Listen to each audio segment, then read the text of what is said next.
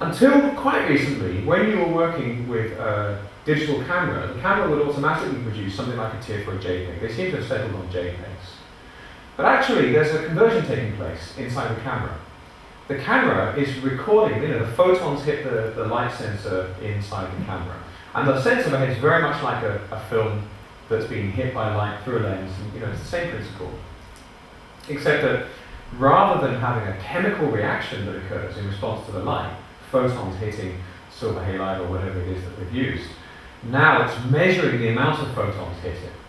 And then based on how many photons hit it, it pings and says, there you go, I've had a photon. And that's how these things, very, very basically, this is how they function. Once it's measured the number of photons, it's interpreted inside the camera and turned into, these days usually, a JPEG. But it's possible for you to cut out that interpretation process and work with the raw data that's received, those photon counts, how many bits of light hit the CCD or whatever the sensor type is. And that is data that can be recorded by newer digital SLR cameras. The reason you might want to do that is that it allows you to do that interpretation again and again and again. So here, for example, those of you that have Photoshop CS3, you've seen an earlier version of Camera Raw. We've got a couple of new features in here. What I've got here on my right are a set of controls that define that conversion process in the same way that the camera would. And I can make multiple versions of this. So here, for example, I can say, well, let's have a bit more exposure. Let's lift that up. Let's lift the fill light up a little bit. One of the other things we've got is, new in this version, we have a graduated filter. So I can draw out a graduated filter. And this is not exactly the same, but this is kind of the equivalent to, let me make this a bit more obvious so you can see it. It's shouting in the darkness, but it's a scene from Blade Runner. So, let's plot this around. Here we go. And you can see it's burning out at the top there. Soften the contrast. A graduated filter is what you would put in front of your lens to give a kind of graduated color effect to your image. And now you can apply these inside of Camera Raw before you get into Photoshop. Now I've quite successfully ruined that image by burning out the reds there.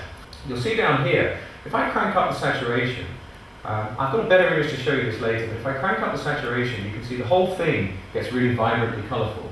Now saturation just means how much color. It's not the brightness, it's not the contrast, it's just how rich are the colors in the image. If I undo that, let's go back, there we go, and instead turn up the vibrance, what you're going to see is, particularly, you can see, can you? Actually, that's kind of dull, isn't it? If you look carefully at his shirt, you can see the shirt color. If I bring this down, you can see it. The shirt color is changing quite a lot, but his skin tones are changing less. Vibrance is an intelligent saturation adjustment, and it's designed to automatically detect skin tones and natural colors, and then allow the synthetic colors to be adjusted, which means you get a much more natural sense of a bright, colorful environment. You could do this, of course, if you were working with masks in Photoshop. You could mask out an area and then apply a color adjustment as a layer. You could do all of that, but vibrance kind of saves you the effort.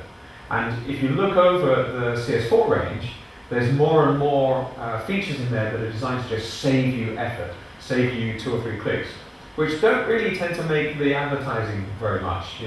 It's not like it'll super make your movie. It's not that kind of a feature. But when you're working 12 hours a day, like me, producing, and Toby, I'm sure, producing media and remembering a distant past when you had a social life, then these little 1-click, 2-click savers make quite a big difference.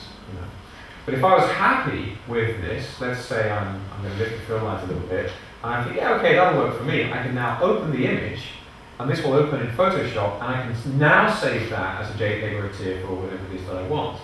So this is a new type of flexibility that you have. And so this is the ways in which photographers cheat.